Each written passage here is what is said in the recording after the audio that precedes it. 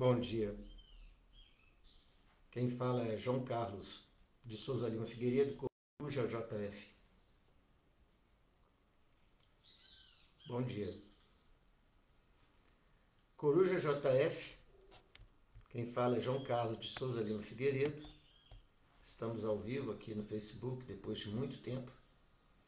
Voltamos a fazer lives. O Facebook voltou a permitir que eu faça lives. E eu acho muito interessante porque as minhas redes sociais, elas são todas abertas. Todas as minhas redes sociais são abertas. E todas as minhas redes sociais, elas têm um anúncio assim: você tem certeza que você quer seguir essa pessoa? Você tem certeza que você quer seguir esta pessoa aqui? Pode ser no Instagram, até no WhatsApp tem isso, no Facebook. Então nós vivemos uma situação muito peculiar, porque você não pode, sem xingar, sem xingar, sem adjetivar demais, né? Quando é necessário a gente adjetiva, mas sempre tentando fundamentar o adjetivo, sem xingar, sem nominar, praticamente não se nomina, praticamente não se nomina, e assim, sem qualquer tipo de animosidade, né? Só demonstrando que nós vivemos um mundo hoje completamente fora de esquadro, que é uma dominação muito visível. Ninguém pode dizer que não há uma tendência de controle, uma tentativa de se controlar tudo, de se taxar tudo, de se colocar impostos em tudo, em se tabular a ciência para que a ciência fique enquadrada dentro daqueles interesses que já foram planejados pelos donos do mundo, pelos metacapitalistas. Metacapitalista, vamos fazer um parênteses. Metacapitalista é aquele que odeia o livre mercado. Metacapitalista é aquele que odeia o empreendedor, o capitalista. Aquele que lida com o mercado livre, com a concorrência livre, dentro das normas de direito comercial e empresarial. O metacapitalista é aquele que quer ser dono de todas as empresas. 13 famílias trilionárias que são donas de todos os grupos de alimentos, de farmácia, de energia, de bancos. Essas pessoas detestam o capitalismo, elas detestam a livre concorrência, elas detestam os conservadores e até os liberais que são inocentes. Liberais que gostam de conversar com a esquerda. Porque tem dois tipos de liberal, né? Tem o liberal americano e tem o liberal inglês, né? Hoje, os liberais hoje são todos esquerdistas. Gostam de conversar com a esquerda. Com a esquerda não se conversa. Com a esquerda não se conversa. Com a esquerda você diz assim: eu me oponho às suas ideias. Aí vai conversar com a esquerda para fazer acordo. É a mesma coisa que você descer, que São Pedro descesse ao inferno e dissesse assim: vim aqui conversar com você, Satanás, para a gente fazer um acordo. Isso não existe. Então a tabulação moral, os parâmetros, as regras, o regramento, o direito mais puro, o direito mais natural, aquele que é baseado em normas cristãs ou mosaicas, elas são normas que não abrem esse espaço. Não abre esse espaço de conversar. Se você, por exemplo, fala assim: vamos conversar com o Hugo Mota. Vamos conversar com o Hugo Mota, ele não é de esquerda. Aí você descobre que o Hugo Mota, ele foi lá e indicou o Paulinho da Força para fazer a anistia. Que não vai ser ampla, não vai ser geral e não vai ser restrita. Vai ser uma anistia da dosimetria, que vai falar de penas e pessoas e não vai falar dos fatos. Então não é anistia. Então é isso que dá a conversar com esquerda. É isso que dá para conversar com pusilânimes. Isso que dá de conversar com pessoas que estão no centrão, que podem muito bem vender a alma para o diabo ou para Deus, né? E para Deus não se vende, né? Então a pessoa que fica vendendo a alma para dois senhores, que servem a dois senhores, esse pessoal do Centrão, ele fala assim, onde que eu vou ganhar o quê, onde eu vou perder menos? Ah, então eu vou ceder à chantagem, vou ceder àquele governante porque ele vai me dar verbas, ele vai me dar cargos. Aí chega numa hora que fica tão ruim que eles abandonam o barco, falam assim, não, mesmo que ele me dê verba e me dê cargos, eu tô ferrado porque a eleição ano que vem, se eu grudar nesse cara, mesmo com essas pesquisas de opinião pública, essas pesquisas fajutas, mesmo eu me colando, porque cada um tem sua pesquisa, né? Você tem a pesquisa de bastidor e tem a pesquisa que é revelada. Na pesquisa de bastidor, eu falei, se eu me colar nesse governo aqui, eu não vou me eleger ano que vem. Eu tenho que dar um jeito de me colar no Bolsonaro e fingir que eu sou Bolsonaro para ganhar a eleição. Depois eu faço outro centrão lá. Eu faço outro modus operandi de centrão. É assim que funciona. Então a gente tem que ver as estratégias. O tema, inclusive, é esse, né? Estratégia. Até os efeitos. Você pode ter a propaganda, você pode ter os bastidores, tem os planos, né, dos bastidores. Você tem os planos estratégicos. Então, qual que é o plano hoje? O plano hoje é você ficar bem com todo mundo. Esse pessoal acha que consegue ficar bem com todo mundo. Não existe isso de ficar bem com todo mundo. Ou você fica bem com todo mundo, de uma forma, assim, para aquele incauto, para aquele inculto entender que você é uma pessoa da conciliação, que você é um moderado, só para essa roupagem, para essa propaganda de imagem. Não, aquele cara ali é moderado, ele está sempre bem com todo mundo, então não está bem com ninguém. Não está bem com ninguém, porque não é possível uma pessoa ser moderada dizendo que vai ficar bem com todo mundo ou fazendo coisas para que todo mundo veja que ele está bem com todo mundo e que ele está conversando com Deus e com o diabo. Não existe isso. Não existe. Isso daí é uma forma que eles encontram de dizer o seguinte, não, eu não sou radical. Como se o radical fosse uma coisa muito ruim. Por exemplo, eu sou radicalmente a favor de Deus e sou radicalmente contra o diabo, então eu sou radical. Ótimo que eu seja radical assim. Tem gente que acha que pode ser a favor do diabo. Aí que está o negócio. Depende do que você vai ser em termos absolutos a favor ou contra. Se você for radicalmente contra uma coisa que não presta, você pode ser radical. Agora, se for radicalmente a favor de uma coisa que não presta, aí vai fazer mal para todo mundo. Até para a própria pessoa, ela que não sabe, né, quais serão os efeitos. Eles têm as estratégias, eles têm os bastidores, eles têm os planejamentos. Olha, nós vamos fazer isso para esse efeito, mas nós vamos falar que é para outro efeito, para o pessoal na propaganda ficar com a gente. É essa que é a estratégia. É enganar aquele que adora ser vítima de estelionato. A pessoa que é vítima de estelionato, ele é a maior contribuição que possa se dar a um estelionatário. A pessoa gosta de ser enganada, porque a pessoa detesta a verdade, a pessoa gosta da mentira, que ilude. Ah, você investe aqui R$ 1, todo dia você põe R$ 1 aqui, que você não vai ter R$ 30 no final do mês, não. Você vai ter R$ 100. A pessoa vai lá e acredita. É essa pessoa que é a dona da vítima. Essa pessoa que promete essa coisa é dona da vítima. Ela é controladora da vítima porque ela consegue entender a natureza humana e o comportamento do animal. Daquele animal ganancioso. Daquele animal que quer ter o controle, que quer ter a fortuna, que quer fazer parte de uma elite, de uma pessoa que não quer ficar por baixo. Então ela compra por R$ 1 por dia para ter R$ 30 no mês. Não, ela compra por R$ 1 por dia, não é para ter R$ 31 ou R$ 33, não. Ela compra R$ 30 por mês, uma passagem para ter R$ 100 numa pirâmide. Então, política, quando é pirâmide, ela dá errado de qualquer jeito. Aqueles que fizeram o voto achando que vai ter retorno, a pessoa não pede o saneamento básico, a pessoa pede comida, entendeu?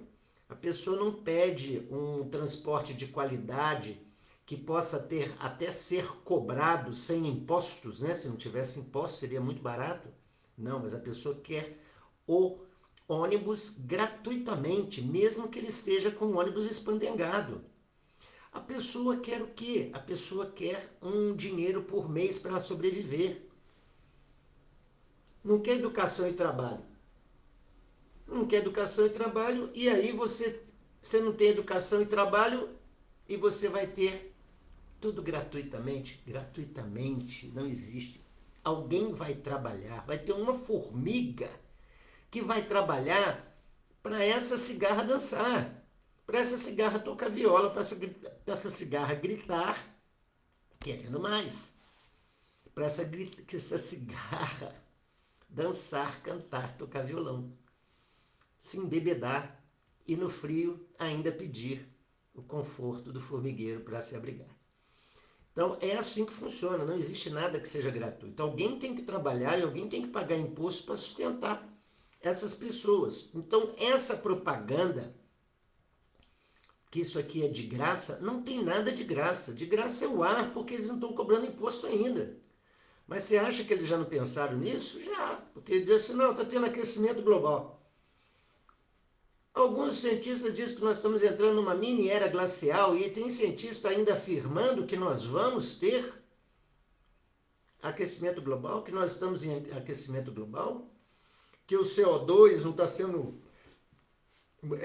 de uma forma bem científica, bem explicadinho, que o CO2 não está sendo benéfico, e depois você descobre que tudo isso daí é relativo, que microclimas é diferente de global.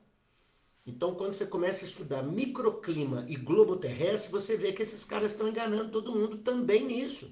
Não é só nisso, não. A questão é de controle, é estratégia de vamos controlar, sem que as pessoas achem que nós estamos controlando. Vamos ser ditadores e tiranos, eles achando que nós somos moderados e não somos tirânicos, que nós somos pessoas que estão protegendo. Toda vez que a pessoa vai dizer, nós vamos lhes proteger, pode ter certeza que não vão proteger. Elas vão controlar. Controle é diferente de proteção. Controle é diferente de proteção, porque quando há controle, você está tirando a liberdade da pessoa, ela mesma se proteger. Porque a pessoa poderia, sem pagar muito imposto, ela mesma poderia pagar seu plano de saúde, ela poderia pagar a educação, mas não, ela paga imposto e paga educação, paga imposto e paga saúde, paga o plano de saúde. Aí ela paga o plano de saúde, paga imposto por estar pagando o plano de saúde, ela paga o imposto porque está pagando o plano de saúde, ela paga a educação, aí ela paga o imposto porque ela está... Não, mas quem paga o imposto é o empresário, não, o empresário repassa para você pagar o imposto.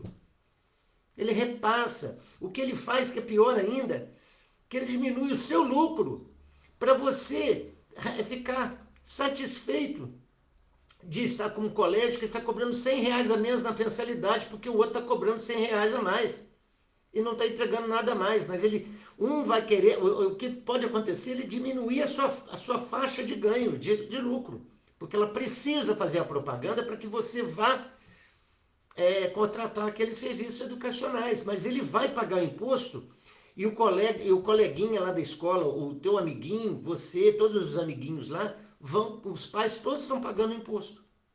Todos os coleguinhas dos seus filhos, todos os seus coleguinhas que você está na escola, todos estão pagando imposto. Quem está pagando imposto é o empresário? Claro que é, mas ele repassa. Então não há falácia dizer que o povo não paga imposto. Todo mundo paga imposto. Todo mundo paga imposto. Inclusive quem recebe o Bolsa Família vai comprar um pão, paga o imposto do pão. Se tivesse um imposto negativo para pessoas que não têm condições financeiras, ele conseguisse comprar, ainda que com a reduflação, que depois a gente pode até entrar um dia e explicar o que é reduflação. Reduflação, em termos práticos, seria o seguinte: você compra uma caixa que tem 20 chocolates e hoje você paga o mesmo preço por 20 chocolates numa caixa que tem 16. É reduflação. Para ele não aumentar o preço de 20, ele tira 4 chocolates e vende por 16 pelo preço de 20 que ele cobrava antes, quando tinham 20 chocolatinhos na caixa. É isso que é reduflação. Pronto, está explicado. Mas você pode ir lá comprar o pão por R$1. Camarada, se ele não tem condições financeiras, venda para ele tem uma carteirinha dizendo que ele é hipossuficiente financeiro, econômico. Diga que ele venda por aí para 40 centavos. É subsidiado. É subsidiado. Alguém está pagando imposto de qualquer forma, alguém vai estar pagando imposto, mas aquela pessoa consegue comprar 2 pães. Ou consegue comprar 3. Então, quer dizer, paga R$1,20 por 3, o outro paga R$1 para que uma pessoa possa Tudo isso é possível, não se pode ser radical naquilo que pode ser relativo. O não pode ser radical é deixar de ser radical naquilo que é absoluto. Naquilo que é absoluto, a pessoa tem que ser radicalmente contra ou radicalmente a favor. Eu sou absolutamente a favor de que haja conversa naquilo que for relativamente possível. Agora, aquilo que for impossível, que vai só dar efeito, eu sou radicalmente contra. Porque nós temos que ser adeptos à filosofia da realidade, do factível, do possível, sem ser utópico. Porque senão você vai continuar vendendo ilusão e as pessoas vão continuar naquele círculo vicioso. Ah, eu vou votar nele porque ele é a favor de pobre. Ele é a favor da pobreza, não é a favor do pobre. Ele é a favor da pobreza. E a estratégia, o plano, o bastidor, aquela propaganda, ele quer só um efeito, o voto para continuar no poder. E qual que é a estratégia? Ele não é a favor daquela pessoa que é pobrezinha, que vai suprir a sua miséria. Ele vai suprir um pouco da miséria para a pessoa não ficar tão miserável, a pessoa ficar satisfeita que não morreu de fome, mas ainda vai ser uma pessoa carente, porque a pessoa carente depende daquela condição de carência para continuar recebendo aquele benefício. E depois não me diga que é mentira. Onde houve aumento do Bolsa Família, até se propor no 13º e 14º, não foi no governo do pai dos pobres, que é o inominável, não falo nem o nome dessa pessoa. Não falo nem o nome dessa pessoa, é inominável essa pessoa que se diz pai do pobre, o pai dos mentirosos, o pai da cachaça. Esse daí, ele precisa que a pessoa ganhe menos, ele não quer que ninguém ganhe mais, e ele tá, na verdade, destruindo a galinha dos ovos de ouro, quando ele diz isso. Porque se você pega aquele empreendedor que pega e emprega 10 pessoas, que ele sustenta 10 famílias, sustenta a sua família até com certa dificuldade, porque o empreendedor ele reduz tanto a margem de lucro que ele vai ganhar, às vezes, no máximo, o dobro ou triplo do que o empregado ganha, e que não é muito. Porque 3 vezes 1, 3. Não é ele ganhar 10 vezes 1, 10. Ele ganha 3 vezes 1, 3. 2 vezes 1, 2. Isso acontece muito. O cara tem um restaurante e consegue, na hora de receber o seu ganho, falei, peraí, eu estou ganhando só o dobro do meu gerente, eu estou ganhando só o triplo do meu cozinheiro. Tá errado, alguma coisa está errada. Eu produzi muito para poder ter 10 empregados e não consigo ter lucro. Por que 40%, 60%? Isso, assim, sem qualquer sombra de dúvida, fica com o governo. O governo vira sócio. Porque nós vivemos um fascismo. É um socialismo com upgrade, com update, que chama-se fascismo. O Estado é dono de tudo. Só que ele tem alguns sócios. Ele deixa as pessoas serem sócias dele para ele poder pegar a parte dele, porque o Estado é insuficiente, incompetente, incapaz de produzir, então ele põe pessoas para produzir, para ele sugar esse dinheiro e distribuir para os miseráveis que não vão morrer de fome, porque vão ganhar meio salário mínimo. Então essa que é a realidade da estratégia. A estratégia é se manter no poder, controlar para dominar. Agora, existem outras estratégias. Vamos provocar para que a coisa fique muito ruim, que qualquer reação que houver da oposição, a culpa vai ser deles, para eu justificar, fechar o regime e colocar uma ditadura de fato, dizendo, eles foram culpados. Aí que está o perigo. Aí que está o perigo. Quando esse inominável e a sua corja vem e enfrenta a maior potência do mundo, que tem 10 vezes mais PIB que o Brasil, que tem 10 vezes, 100 vezes mais poderio em várias áreas, de 10 a 100 vezes mais, dependendo da área, 100 vezes mais, quando você pega e um camarada agride esse grande urso, essa grande águia, como um ratinho que saiu lá do meio do esgoto, e fica gritando, na hora que a águia vem para atacar o ratinho, fala assim, a culpa é deles, eles que fizeram aqui a agressão, nós não. Então você tem que provocar bastante, deixar o outro furioso, e depois dizer assim, tá vendo? Eu sou a favor do nosso país, estou contra a águia, eu sou corajoso, votem em mim, porque eles são culpados de a gente estar na miséria. É assim que funciona uma estratégia. É assim que funciona um bastidor, um planejamento. Vejam, assistam, como já disse o meu amigo Roberto Mota, assistam o filme O Rato que Ruge com Peter Sellers. É mais ou menos isso. Você faz uma guerra contra os Estados Unidos vai para a guerra, depois que ele ganha a guerra, ele vai lá e dá dinheiro para aquele país que estava miserável, precisando de dinheiro. No caso aqui, está agindo como Fidel Castro.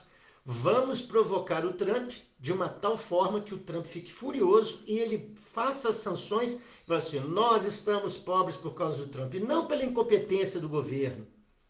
Não pela incompetência do governo. Estamos pobres, miseráveis, estamos aqui passando necessidade, estamos com tarifaço. Um tarifaço que só colocou tarifas para os países que estavam violando os tratados internacionais, os direitos internacionais, o livre comércio, aqueles que já estavam taxando demais tudo e agora não querem receber a reciprocidade. A reciprocidade, na verdade, é o que o Trump fez.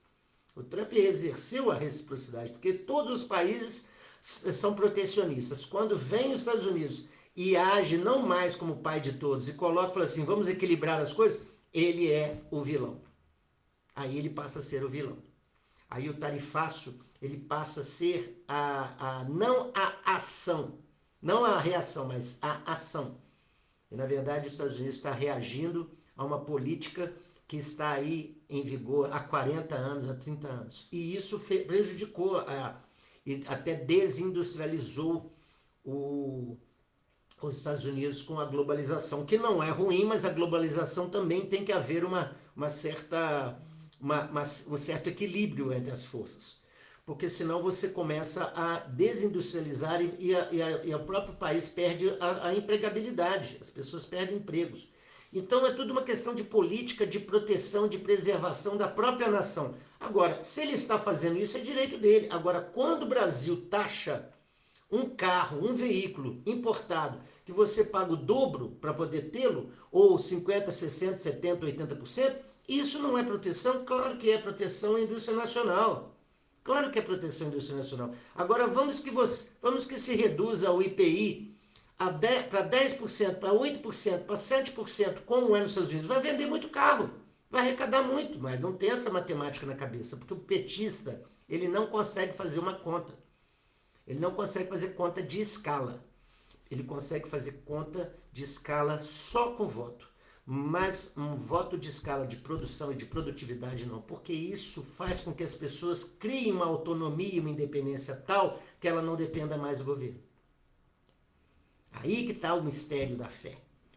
É essa que é a cartilha stalinista deles, das internacionais socialistas, desde a década de 20.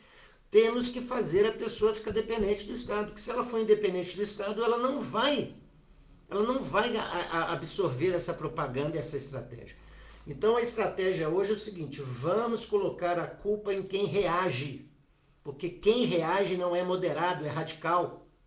É aí que está a estratégia. E o planejamento de bastidor é o seguinte, nós vamos vender democracia, vamos entregar ditadura com cara de democracia. Muitos autores já falaram isso, mas a pessoa tem que ler, né? O Huxley falava isso. E nós não estamos diante de uma novidade. Se a pessoa estudar política, história, geopolítica e filosofia, teologia, história, filosofia, lógica, e juntar tudo isso durante uma vida, ela vai entender o seguinte, pô, está tudo sendo repetido. Para muita gente isso aqui é novidade. O grande problema que acontece é que a maioria das pessoas hoje acha que é novidade o que está acontecendo. Olha o que essas pessoas estão fazendo. Que pessoas que estão reagindo? As pessoas que reagem estão mostrando uma novidade? Mas por que elas estão agindo assim? Não estão agindo, elas estão reagindo. Aqui no Brasil, quando você reage, você está dando golpe. Quando você age, você não está dando golpe. Vou dar exemplo. Quando o Fidel Castro, em 59, tomou o poder em Cuba, ele não estava agindo, ele estava reagindo ao imperialismo americano, sendo que Cuba era uma dos países mais prósperos da América Latina. Quando veio o embargo americano, aquilo ali foi uma ação, não, aquilo ali foi uma reação, vocês estão fazendo tudo errado, vão fazer embargos. Quando veio aqui em 64, os militares tomam o poder e falam, peraí, vocês não vão fazer isso que vocês estão fazendo não. Que o João Goulart estava pretendendo fazer. Uma reforma agrária no braço, na marra. Quando o João Goulart quis fazer a ocupação das estradas vicinais do Brasil e doar aquelas estradas todas que eram escoamento de produção para todo mundo que quisesse fazer uma reforma agrária do modo comunista, quando ele quis fazer dessa forma, peraí, isso foi só uma coisa do discurso de 13 de março.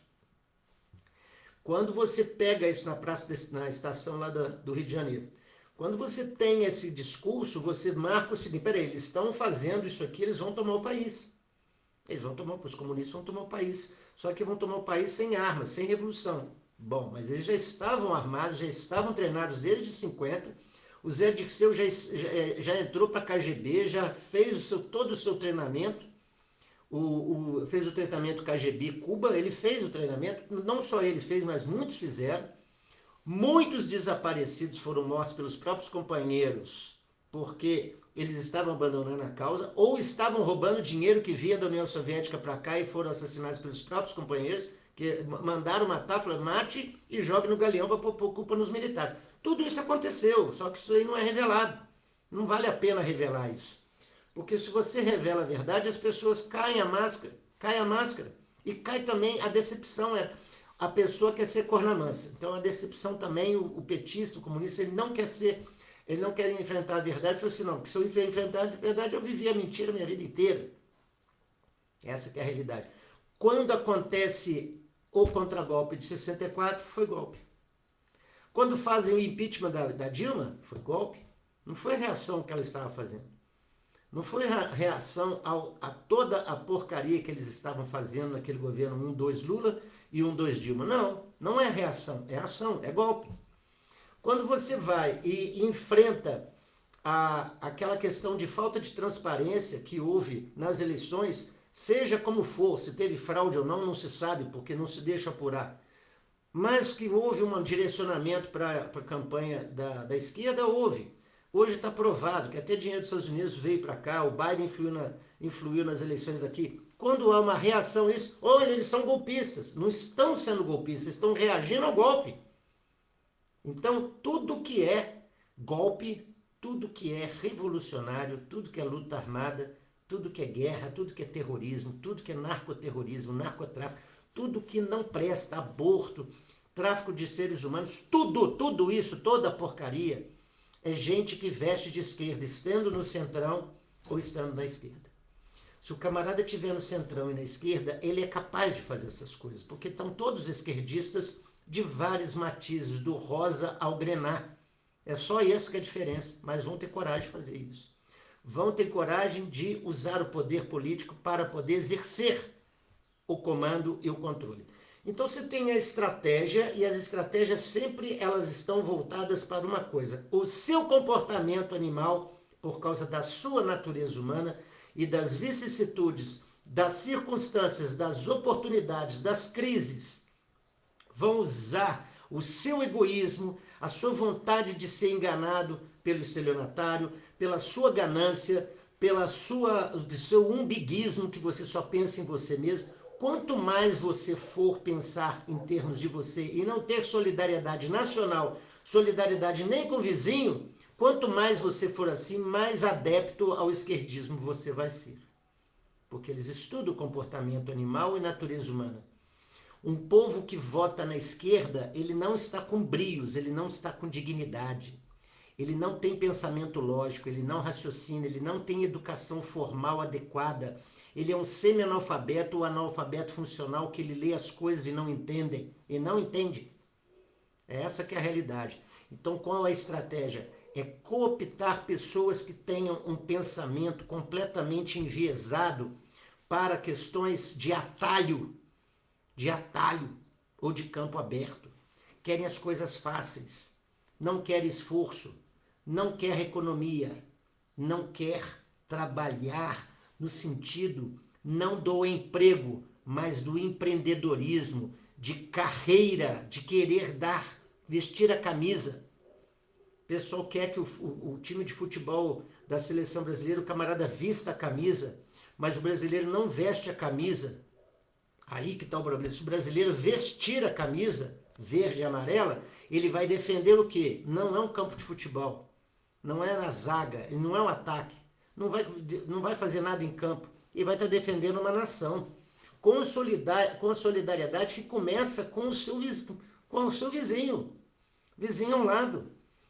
Meu vizinho precisa de mim. Esse é o brasileiro verdadeiro. Agora, em termos nacionais, transporte isso da família para a sociedade, da vizinhança para o nacional, que você vai estar compreendendo o que é nação.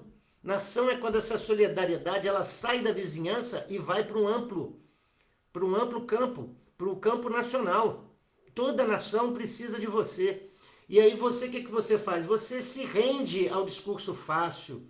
O camarada te dá todas as facilidades, mas ele não lhe entrega. 50% do Brasil não tem esgoto tratado, não tem água e esgoto tratado. 50%. Isso é um absurdo total. E a gente vai fazer uma reunião internacional lá em Belém do Pará sem condições, no lugar que não tem condições. Ao invés de eles fazerem isso lá em Nova Petrópolis, eles fazem lá em Belém do Pará. Ao invés de eles fazerem isso lá em Brusque ou em Indaiatuba, eles fazem lá em Belém do Pará, onde não tem condições sanitárias. Para que eles fazem isso? Qual que é o choque de realidade que eles querem dar? Olha o exemplo que nós estamos dando para vocês aqui. Ó. Nós não fazemos dever de casa. E o hotel custando 10 vezes mais caro do que um hotel comum em algum lugar. Então nós chegamos à conclusão que as estratégias que são usadas é o seguinte: uma boa propaganda para convencer idiota faz com que a pessoa vote na esquerda. E toda pessoa que fizer discurso mostrando, fundamentando, argumentando, pode ser vítima de um crime de homicídio, porque se eu não consigo ganhar ele no argumento, eu vou dar um tiro no pescoço dele. É essa que é a realidade. E ele vai ser chamado de responsável pelo homicídio, porque ele que falou, ele não devia ter falado. Se ele tivesse ficado calado, ele não estava morto. Então eles querem, na verdade, calar todos os Charlie Kirks que existem no mundo. Eles não querem que as pessoas falem o que elas pensam, porque se elas falarem o que elas pensam e ela convencer uma massa, a propaganda deles vai ser melhor que a nossa. E a gente perde o poder, perde o controle, perde o domínio.